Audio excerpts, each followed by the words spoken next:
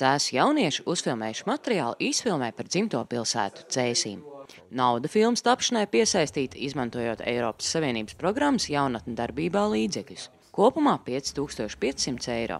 Projekta idejas autora ir cēsniece Linda Grundmane, kur studējusi kultūras menedžmentu. Man interesēja viss, kas ir saistīts ar kultūru un tādām lietām, tā kā biju bez darba, tā man bija iespēja vienkārši praksē pārliecināties, vai teiksim, tas man tiešām interesē un patīk, un vai ar to, teiksim, es gribējuši turpmāk nodarboties vai nē. Kā smējos, mēs esam tāds bezdarbnieču klubiņš, un mēs arī iepazināmies bezdarbniekos.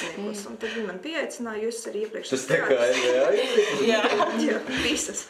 Mēs arī. Jā, un Linda man piedāvāja iesaistīties. Sākumā es domāju, ka tā joma man ir tāda tā kā tiešām sveša, it kā interesē, it kā nē, bet tad es izdomāju pamēģināt, redzēs, kā būs. Un arī mans uzdevums varētu būt tieši tas pats. Mēs tā kā dalāmies, ko katrs tā kā var, kas katram pa spēkiem un kur vajag palīdzību. Un tāpat tās dalībniekus meklējām visu kopā un visu organizējam, tāpat filmējam, piedalāmies filmēšanā. Un tas tā kā viss ir kopā mums. Ir vēl Rasma Torne, kura mums vairāk ir tā kā māksliniece, gan plakāti, gan viss, kas ir saistīts ar māksliniecisko pusi. Es piedalījos gan pie scenārija, gan arī pati filmējos. Es nezinu, vai tā varbūt skaitās viena no galvenajām lomām, es īsti nezinu. Laikam jau, jā, es tēloju jaunieti, un man bija puisis, mēs aizbraucām prom, un man piedzima bērns, un īsāk sakot, jauna ģimene, māte es biju, teiksim tā. Tas man arī bija kaut kas pavisam jauns, un ir jau tā jocīgi pēc tam skatīties, nevis pieredzi kameru, bet pa kamerām gan es kaut kā aizmirsu ātri, ka viņas tur ir, un tas varbūt ir tādā ziņā ļoti labi, jo, es varēju iejusties vismaz tā emocionāli iekšā tajā epizodē. Tagad es pagaidām nezinu, vai es varētu vēl kaut ko tādu, vai es gribētu.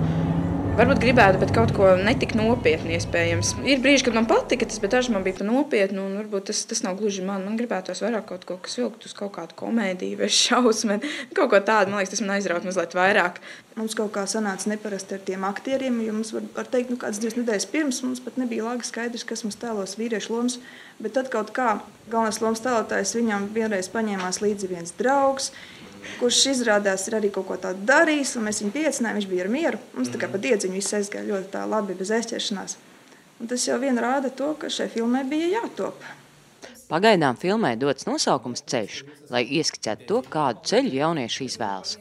Palikt Latvijā vai doties uz ārzemēm, un kāds ir bijis Latvijas karoga attīstības ceļš, jo filmā stāstīts arī par to, kāpēc Cēsis ir Latvijas sarkanbaltsarkanā karoga dzimtene. Cēsis man asociējas ar radošumu. Man liekas, ka te tiešām tas radošums vienkārši kaut kā plūst cilvēkos iekšā, jo gan mākslinieki, gleznotāji, rakstnieki, dzejnieki, mūziķi, tādu talantīgu cilvēku pilsētu un arī asociējās ar mājīgumu. Mēs vidzemnieki tomēr esam savādāki kā citā Latvijā.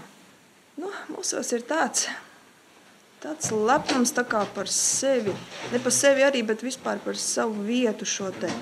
Mēs tomēr esam vidzemes augstieni, tomēr tā augstākā vieta visā Latvijā. Un tas jau vien dod kaut ko. Vai mums tur vējš vairāk galvā ir, es nezinu. Šobrīd filma vēl atrodas montāžas stadijā, bet, kad tā būs gatava, to paredzēts nosūtīt uz skolām visā Latvijā.